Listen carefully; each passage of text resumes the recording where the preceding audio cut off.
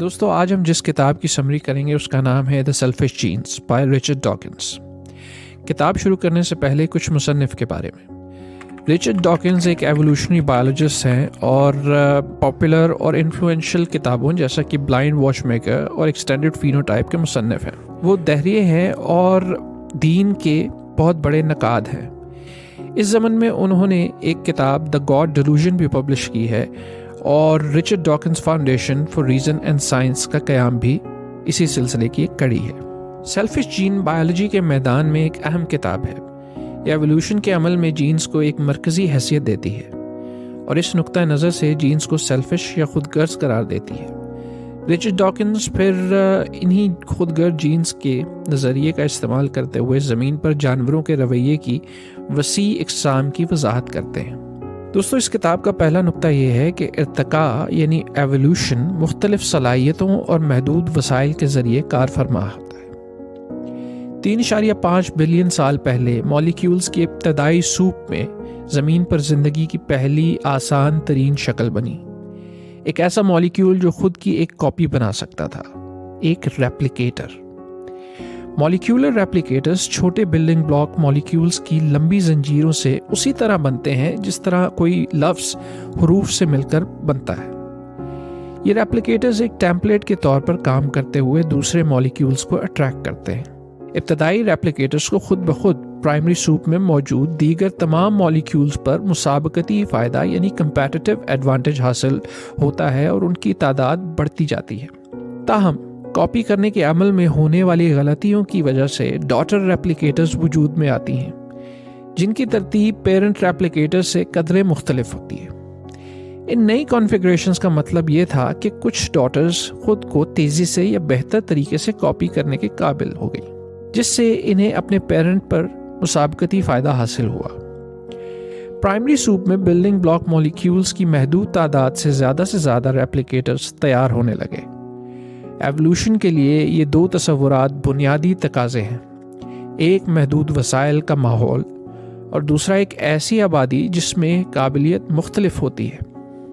جیسے جیسے وقت گزرتا ہے ریپلیکیشن میں مزید غلطیوں کے نتائج میں نئے فائدہ مند خصوصیات پیدا ہوتی، جیسا کہ دوسرے ریپلیکیٹرز کو توڑ کر ان کے بلڈنگ بلاکس کو استعمال کرنے کی، نئی ویریشنز کی تخلیق اور فائدہ مند خصوصیات رکھنے والے ریپلیکیٹرز کی بقا کے ذریعے زیادہ پیچیدہ یعنی کمپلیکیٹڈ حیات یعنی زندگی کی شکلیں ابھری، جس کے نتائج مختلف قسم کے جانداروں کی شکل میں ہم آج دیکھتے ہیں۔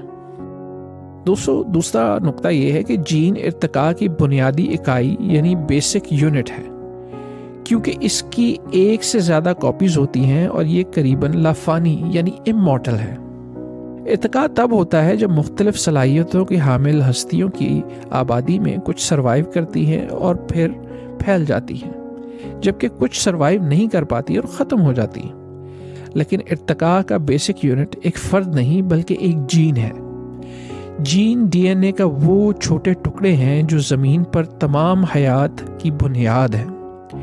اس کی وجہ یہ ہے کہ جین ایک اہم معیار کو پورا کرتی ہیں جو دوسرے آرگنزمز پورا نہیں کرتے۔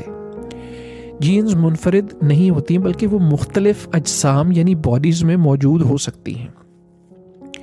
مثال کے طور پر تمام نیلی آنکھوں والے لوگوں کے خلیات میں نیلی آنکھوں والی جینز کی ایک کاپی ہوتی ہے۔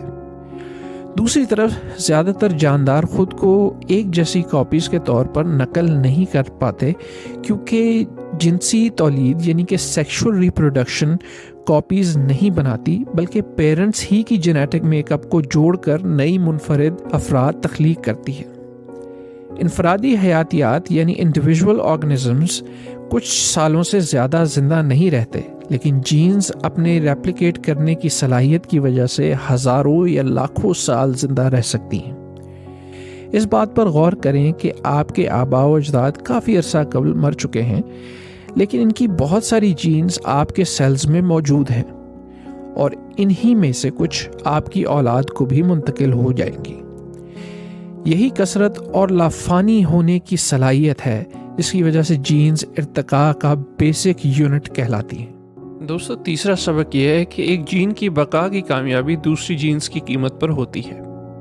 ایک جین خود غرض ہوتی ہے، یہ دوسرے مقابلہ کرنے والی جینز کی قیمت پر اپنی بقا کو فروغ دیتی ہے۔ تاہم خود جین کے کوئی شعوری محرکات نہیں ہوتے، یہ صرف ان کا طرز عمل ہے جسے ہم بظاہر خود غرضی کے طور پر بیان کر سکتے ہیں۔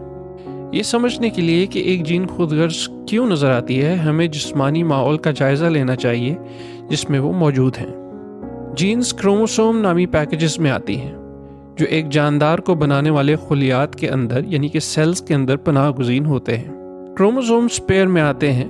انسانوں میں مجموعی طور پر 46 کروموسومز اور 23 پیر ہوتے ہیں۔ ایک پیر میں دونوں کروموسومز کا ایک ہی تنظیمی ڈھانچہ ہوتا ہے۔ اس لیے اگر ایک کروموسوم کے ایک حصے میں آنکھوں کے رنگ کے لیے ایک جین ہوتا ہے تو دوسرے کروموسوم میں اسی جگہ پر آنکھوں کے رنگ کے لیے ہی جین ہوگا۔ تاہم ان جینز کے ورژن ایک جیسے نہیں ہوتے۔ ایک نیلی آنکھوں کے لیے ہو سکتا ہے اور دوسرا بھوری آنکھوں کے لیے۔ ایک ہی خصوصیت کے لیے جین کے مختلف ورژنز کو ایلیلز کہا جاتا ہے۔ چونکہ مختلف ایلیلز کروموسوم پر بالکل ایک ہی جگہ پر قبضہ کرنے کی کوشش کر رہے ہوتے ہیں، اس لیے بقا کا کوئی فائدہ جو ایک ایلیل کو حاصل ہوتا ہے، اس سے دوسرے ایلیل کی بقا کے امکانات کم ہو جاتے ہیں۔ دوستو، چوتھا پوائنٹ یہ ہے کہ جین کا فینوٹائپ اس کی بقا کا تعین کرتا ہے۔ جسمانی طور پر تمام جین کافی حد تک ملتے جلتے ہیں۔ وہ سب ڈی این اے کے ٹکڑے ہی ہوتے ہیں، صرف وہ معلومات مختلف ہوتی ہیں جو وہ انکوڈ کرتے ہیں۔ ڈی این اے بنیادی طور پر ایک طویل مالیکولر چین ہے جو 4 الفاظ سے ظاہر کیا جا سکتا ہے: اے، ٹی، سی اور جی۔ جس طرح سے انگلش لینگویج میں ہر لفظ کو 26 لیٹر سے بنایا جاتا ہے، یعنی کہ الفابیٹ سے بنایا جاتا ہے، اسی طرح ان 4 بلڈنگ بلاکس کو مختلف ترتیب میں جوڑ کر الگ قسم کے ڈی این اے بنائے جاتے ہیں جو ہر جاندار کی مختلف خصوصیات بنتے ہیں۔ یہ کوڈ انسٹرکشن ایشو کرتے ہیں کہ ایک جاندار کا جسم کیسے بنایا جائے۔ کوڈ میں چھوٹے سے فرق سے ایک جاندار کی خصوصیات بدل سکتی ہیں۔ جین کے اس جسمانی اظہار کو اس کا فینوٹائپ کہا جاتا ہے۔ ضروری نہیں کہ جین کے اثرات صرف اس جسم تک ہی محدود ہوں جس سے وہ تعلق رکھتے ہیں۔ مثال کے طور پر وائرس کے جینز کا اپنا جسم نہیں ہوتا۔ ان کے کوڈ ہوسٹ کے جسم کے سیلز کو متاثر کرتے ہیں۔ مثال کے طور پر وہ ہوسٹ کے جسم کو چھینکنے کا سبب بن سکتے ہیں جو وائرس کو پھیلانے میں مدد کرتا ہے اور اس طرح سے ان کے جینز کو زندہ رہنے کے قابل بناتا ہے۔ دوستو، اگلا پوائنٹ یہ ہے کہ ایک جین کی بقا کی کامیابی اس کے مخصوص ماحول پر منحصر ہوتی ہے۔ ایک ٹائیگر کے لیے جو اچھا کیموفلیج ہے وہ ایک پولر بیئر کے لیے اچھا کیموفلیج نہیں ہو سکتا، کیونکہ ان کا ماحول مختلف ہے۔ جینز نہ صرف ان کے جسمانی ماحول سے متاثر ہوتے ہیں بلکہ ان کے ارد گرد کے موجود جینز سے بھی متاثر ہوتے ہیں۔ اس میں وہ جینز بھی شامل ہوتے ہیں جو صرف مخصوص سپیشیز کے پاس ہوتے ہیں، جیسا کہ پروں یا گوشت خور دانتوں کی تعمیر کے لیے جینز اور مشترکہ جینز جو مختلف سپیشیز میں مشترک ہیں۔ کسی جینز کی کامیابی یا ناکامی اس بات پر منحصر ہے کہ دوسرے جین اس کے جین پول کو کس چیز میں شریک کرتے ہیں۔ مثال کے طور پر اگر تیز گوشت خور دانتوں کی ایک جین کو سبزی کھانے والے جانوروں کے جین پول میں متعارف کرایا جائے تو کامیاب نہیں ہوگا، کیونکہ ان کے جین پول میں گوشت خور جانوروں کی طرح زندگی گزارنے کی دیگر جینز موجود نہیں ہیں، یعنی اگر وہ گوشت کھا بھی لیں تو اس کو ہضم نہیں کر پائیں گے۔ انفرادی طور پر ریپروڈکشن جینز کے مسلسل اختلاط یعنی کہ مکسنگ کا باعث بنتا ہے، اس لیے ہر ایک انڈیویجول کے ایلیلز مختلف ہوتے ہیں۔ کچھ ایلیلز کے کمبینیشن دوسرے کمبینیشن سے زیادہ فائدہ مند ثابت ہوتے ہیں۔ پرندوں کی ایک اسپیشی پر غور کریں جس میں ایک ایلیل پروں کے پھیلاؤ کو بڑھاتا ہے اور دوسرا ایلیل دم کو لمبا کرتا ہے۔ اگر کسی پرندے میں یہ دونوں ایلیل ہوں گے تو پرندہ تیزی سے اڑے گا، جبکہ ان میں سے ایک ایلیل والا پرندہ غیر متوازن ہو سکتا ہے اور اس کی اڑان متاثر ہو سکتی ہے۔ تو ہر ایلیل دوسرے کی موجودگی میں ہی کامیاب ہوتا ہے۔ دوستو، جاندار ایسی مشینز ہیں جو جین گروپس کے ذریعے بنائے گئے ہیں۔ وہ آپس میں صرف اس لیے تعاون کرتے ہیں کیونکہ ریپروڈکشن کا طریقہ شیئر کرتے ہیں۔ جین کسی بھی آرگنزم کی خصوصیات پر اثر انداز ہوتی ہیں، جیسے اس کی رفتار، طاقت اور کیموفلیج۔ ان خصوصیات کی وجہ سے آرگنزم میں اولاد پیدا کرنے کے امکانات بڑھ جاتے ہیں اور جین کو بھی آگے بڑھنے کا موقع ملتا ہے۔ تاہم اکیلی ایک جین ایک آرگنزم کو نہیں بنا سکتی۔ इंसानी जिस्म जैसी पेचीदा चीज़ बनाने के लिए करोड़ों अरबों जीन्स की ज़रूरत पड़ती है। लेकिन सवाल यह है कि जीन्स आपस में ताउन क्यों करेंगी जबकि वो बुनियादी तौर पर खुद गर्ज हैं। इसका जवाब यह है कि एक जानदार में मौजूद तमाम जीन्स उसका रिप्रोडक्टिव मैकेनिज्म शेयर करती हैं, क्योंकि वो सब एक स्पर्म या एग की पैदावार और बका के इम्कानात बढ़ाना चाहती हैं, इसलिए उनका मकसद एक ही है। इसके बरक्स एक टेपवर्म जैसा पैरासाइट जो कि होस्ट के जिस्म में रहता है, उसके जीन्स होस्ट के जीन्स के साथ तावन नहीं करते क्योंकि वो रिप्रोडक्टिव मैकेनिज्म शेयर नहीं करते। एक जानदार बुनियादी तौर पर तमाम जमा करदा जीन्स का मजमुआ होता है। जीन्स अपने इर्द गिर्द एक मशीन बनाती हैं और फिर ये मशीन ऐसी औलाद पैदा करती है जो इनकी जीन्स की कॉपीज़ लेकर आगे चलती है और उनको ज़िंदा रहने में मदद मिलती है। दोस्तों, अगला पॉइंट ये है कि जीन्स मुख्तलिफ हिकमत अमलियों का इस्तेमाल करके उन दिमागों को प्रोग्राम करती हैं जो बका में इनकी मदद करती हैं। एक जीन के फिनोटाइप को दूसरों से ज़्यादा कामयाब होने के लिए कई नस्लें दरकार होती हैं। ताहम जिस्मों को ज़िंदा रहने के लिए माहौलियाती मुहर्रकात यानी इन्वायरमेंटल फैक्टर्स पर तेज़ी से रद्द अमल देने की ज़रूरत होती है। इस रद्द अमल को हम रवैया या बिहेवियर कहते हैं। कुदरती माहौल लातादाद मुख्तलिफ हालात पैदा कर सकता है, इसलिए किसी भी जानदार के लिए तैयारशुदा रिस्पॉन्स होना नामुमकिन है। इसकी बजाय बिहेवियरल रिस्पॉन्स के लिए कुछ असूल यानी रूल्स बनाए गए हैं। ये रूल्स जीन के ज़रिए उसी तरह इनकोड किए जाते हैं जैसे कंप्यूटर प्रोग्राम्स में किए जाते हैं। इस तरह के असूल पर मबनी प्रोग्रामिंग का मसला ये है कि ये हमेशा माहौलियाती तब्दीलियों के मुताबिक अडॉप्ट नहीं कर सकता। मसलन मीठी चीज़ों की तरफ रग़बत इब्तदाई शिकारी इंसानों के लिए मददगार थी, लेकिन आज की कैलोरी से भरी ग़ज़ा में मोटापे की सबसे बड़ी वजह है। ज़हीन जानदार इस तरह के आउटडेटेड रूल्स के मनफी असरात को कम करने के लिए दो हिकमत अमलियों का इस्तेमाल करते हैं। वो मुख्तलिफ एक्शंस लेते हैं और फिर उनमें से देखते हैं कि कौन सा एक्शन फ़ायदेमंद है और फिर वो उस आउटकम को याद रखते हैं। फिर वो उसकी सिमुलेशन करते हैं, यानी किसी भी काम को करने से पहले उसकी आउटकम का मॉडल बनाते हैं। इससे ना सिर्फ तवानाई की बचत होती है बल्कि मुमकिना तौर पर एक ख़तरनाक एक्शन से बचने का भी मौका मिलता है। मिसाल के तौर पर एक जानदार जिसको पहले से ये पता है कि एक ऊंची छत से छलांग लगाना ख़तरनाक एक्शन है, उसको उस जानदार पर एडवांटेज हासिल होगा जिसको तजर्बा करके ये बात पता चलेगी। दोस्तों, मुख्तलिफ हिकमत अमलियों से मुकाबले की वजह से आबादी में एक स्टेबल तर्ज अमल बनता है। एक ही स्पीशी के अरकान वसाइल के लिए एक दूसरे से बराह रास्त मुकाबला करते हैं, जिससे इनके दरमियान झगड़ा होना फितरी बात है। इन झगड़ों से मुख्तलिफ स्ट्रैटजीज से निपटा जा सकता है। या तो लड़ाई से भागा जा सकता है या फिर किसी एक की मौत तक लड़ा जा सकता है। स्ट्रैटजीज लातादाद हो सकती हैं। कुछ स्ट्रैटजीज दूसरी स्ट्रैटजीज से बेहतर साबित होंगी। जिस तरह एक जीन की कामयाबी का तयन इसके माहौल से होता है, ठीक उसी तरह किसी स्ट्रैटजी की कामयाबी का तयन इस बात से होता है कि इर्द गिर्द की बाकी जानदारों की स्ट्रैटजीज कैसी हैं। मिसाल के तौर पर 3 किस्म के तर्ज अमल वाले परिंदों को देखें। एक, डव्स जो हमला होने पर भाग जाते हैं। दूसरे, हॉक्स जो हमेशा हमला करते हैं और शदीद ज़ख्मी होने तक लड़ते हैं।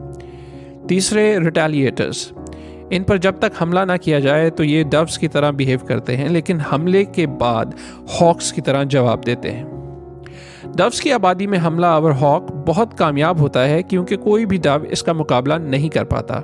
इस तरह हॉक की जीन्स तादाद में बढ़ जाती हैं। ताहम जब हॉक्स की आबादी ज़्यादा हो जाती है तो वो अक्सर आपस में लड़ते हैं और शदीद ज़ख्मी हो जाते हैं। फिर डव्स की तादाद में दोबारा इजाफा होने लगता है। इर्तकाई तौर पर डव्स और हॉक्स दोनों की स्ट्रैटजीज इतनी स्टेबल नहीं हैं क्योंकि किसी भी एक आबादी को दूसरे के ज़रिए कामयाबी से ख़त्म किया जा सकता है। दूसरी तरफ रिटेलिएटर्स गैर ज़रूरी तौर पर जारहियत का इजहार नहीं करते और इस तरह वो ज़ख्मी भी नहीं होते, लेकिन ज़रूरत पड़ने पर वो अपना दिफा ज़रूर करते हैं और इसलिए रिटेलिएटर्स की आबादी में डव्स और हॉक्स दोनों नाकाम हो गए। रिटेलिएटर्स की स्ट्रैटजी इर्तकाई तौर पर एक मुस्तहकम स्ट्रैटजी है। दोस्तों, जीन्स की खुदगर्जी बज़ाहिर बेलौस नज़र आने वाले जज्बों की भी वजाहत करती है। जैसा कि पहले बताया जा चुका है कि जीन्स हमारे रवैयों को कंट्रोल करती है। अगर जीन खुदगर्ज हैं तो क्या एक ग्रुप में रहने वाले तमाम जानदार भी आपस में खुदगर्जी का रवैया रखेंगे? لیکن فطرت میں بہت سے بے لوث رویے نظر آتے ہیں، جیسا کہ والدین جو اپنے بچوں کی دیکھ بھال کرتے ہیں۔ ایک پرندہ اپنے بچے کو لومڑی سے بچانے کے لیے اپنے پر ٹوٹ جانے کا ناٹک تک کرتا ہے۔ یہاں بے لوث ہونے کا مطلب ہے کہ کسی اور کے فائدے کے لیے اپنی بقا کے امکانات کو کم کر دینا۔ جب جین کی ایک بنیادی خصوصیت پر غور کیا جائے تو یہ ظاہری تضاد ختم ہو جاتا ہے۔ جینز مختلف جانداروں میں ایک سے زیادہ کاپیز کی صورت میں موجود ہوتی ہیں۔ وہ ایسے رویوں کو پروگرام کرتی ہیں جو دوسرے جانداروں میں اپنی موجود کاپیز کو فائدہ پہنچائیں، پھر چاہے وہ اپنے جاندار کی قیمت پر ہی کیوں نہ ہوں۔ لیکن ایسا صرف اسی صورت میں ہوتا ہے جب یہ جینز کی مجموعی بقا کو زیادہ فائدہ پہنچاتا ہے۔ ایک جین کو کیسے پتہ ہوتا ہے کہ کسی دوسرے جاندار میں اس کی کاپیز موجود ہیں؟ وہ جاندار جو آپس میں رشتہ دار ہیں وہ جینز کی کاپیز شیئر کرتے ہیں۔ تو جینز جو جانداروں میں اپنے رشتہ داروں کی مدد کے لیے پروگرامنگ کرتی ہیں، ان کو سروائیول ایڈوانٹیج حاصل ہوتا ہے اور ایسے رویے بھی سروائیو کرتے ہیں۔ ضروری نہیں کہ اثار کا بدلہ بھی برابر ملے۔ والدین اور بچے یکسر طور پر قریبی تعلق رکھتے ہیں، لیکن والدین اپنے بچوں کے ساتھ زیادہ اثار کا برتاؤ کرتے ہیں کیونکہ اگلی نسل تک ان کے جینز پہنچنے کے لیے ضروری ہے کہ ان کے بچے بلوغت کی عمر کو پہنچ سکیں اور پھر ریپروڈیوس کرنے کے قابل ہوں، جبکہ بچوں کے لیے والدین کی بقا اور بہبود یعنی ویل بینگ زیادہ ریلیونٹ نہیں ہوتی۔ دوستو، باہمی اثار پر مبنی رویے اکثر زیادہ کامیاب ثابت ہوتے ہیں کیونکہ وہ میزبان کی جینز کو خود غرض رویوں کی نسبت زیادہ فائدہ پہنچاتے ہیں۔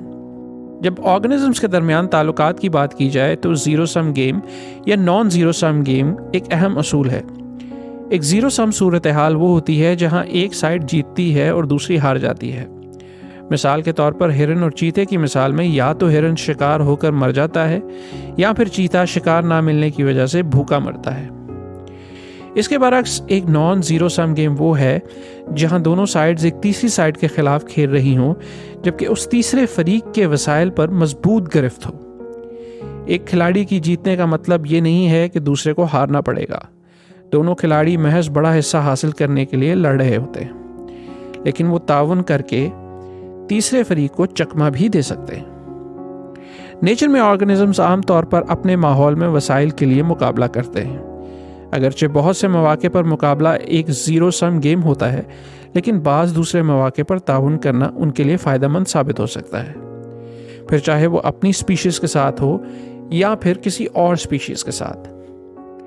مثال کے طور پر چونٹیاں ایمفڈ نامی کیڑے کو میٹھی سیکریشنز جو کہ وہ پیدا کرتے ہیں چوسنے کے لیے استعمال کرتی ہیں۔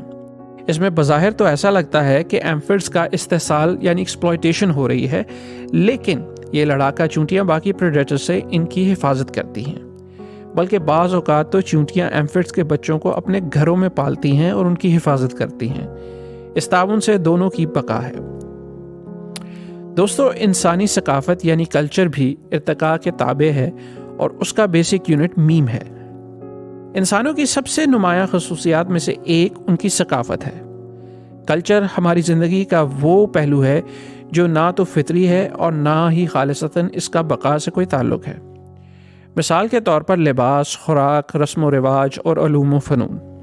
گوہ کہ انسانی نفسیات اور اس کی دلچسپیوں کی جڑ میں بھی بقا کا جذبہ ہی پایا جاتا ہے، لیکن پھر بھی ہماری ثقافت کی پیچیدگیوں اور ویرائٹی کا جواب نہیں دیتا۔ ثقافت کو ہم ایک جین پول سے تشبیہ دے سکتے ہیں۔ ثقافتی ارتقاء یعنی کلچرل ریولوشنز کا بیسک یونٹ جین کی بجائے ایک میم ہے۔ میم کلچر کا سب سے چھوٹا یونٹ ہے جو ممکنہ طور پر لافانی یعنی امارٹل ہو سکتا ہے۔ مثال کے طور پر کوئی دھن، کوئی آئیڈیا یا ڈانسنگ کیٹ جو کہ ایک یوٹیوب کلپ ہے۔ اس کے پھیلاؤ کے طریقے وہی ہیں جو انسانی کمیونیکیشن کے ہیں، یعنی بولی، لکھائی یا انٹرنیٹ۔ جینز کی طرح میمز بھی ایک دوسرے کے ساتھ مقابلہ کرتی ہیں، کچھ تو براہ راست مخالفت میں ہیں، جیسا کہ ایوولوشن اور کریشن کے نظریات۔ اسی طرح سب آئیڈیاز انسانی توجہ حاصل کرنے میں کوشاں رہتے ہیں۔ جس طرح جین مل کر پیچیدہ جاندار بناتی ہیں، ٹھیک اسی طرح میمز بھی مل کر پیچیدہ چیزیں بناتی ہیں، جیسا کہ کیتھولک چرچ مختلف آئیڈیاز، رسومات، لباس، فن تعمیر اور مختلف عقائد کا مجموعہ ہے جس کا مرکزی میم خدا کا تصور ہے۔ جب ہم کلچر کو بایولوجی سے الگ کر کے دیکھتے ہیں تو انسانی رویوں میں انوکھی باتیں سمجھ میں آ سکتی ہیں، جیسا کہ تجرد پن یعنی کہ برہمچاریہ، کیونکہ یہ ایک بایولوجیکل ضروریات کے خلاف چیز ہے، لیکن شاید کلچر کا اپنا ایوولوشنری نظام ہے کہ جس میں اس کے ریپلیکیٹرز بھی اپنے ہیں، اس لیے شاید ان کو زندہ رہنے کے لیے بایولوجیکل سروائیول کی ضرورت نہیں ہے۔ جینز کی طرح میمز کی کامیابی کا تعین بھی ان کے ماحول سے ہوتا ہے، جس سے ہم یہ نتیجہ اخذ کر سکتے ہیں کہ انٹرنیٹ ڈانسنگ کیٹ کے کلپس کے لیے ایک سازگار ماحول مہیا کرتا ہے۔ دوستو، اس کتاب کا اہم پیغام یہ ہے، ارتقاء جینز پر نیچرل سلیکشن کے عمل سے ہوتا ہے، نہ کہ فرد یا سپیشیز پر۔ جینز بنیادی طور پر خود غرض ہیں جو ہر صورت اپنی بقا کو یقینی بناتی ہیں۔ تمام جانداروں میں رویوں کو جینز کی خود غرضی کی روشنی میں سمجھا جا سکتا ہے۔ دوستو، اس کے ساتھ ہی یہ کتاب اپنے اختتام کو پہنچی۔ آپ کی توجہ کا بہت شکریہ۔ اور دوستو، اگر آپ نے ہمارا چینل سبسکرائب نہیں کیا تو اسے سبسکرائب کر لیں اور بیل آئیکن کو ضرور پریس کر لیں تاکہ ہماری ہر نئی ویڈیو آپ تک پہنچ سکے۔ بہت شکریہ۔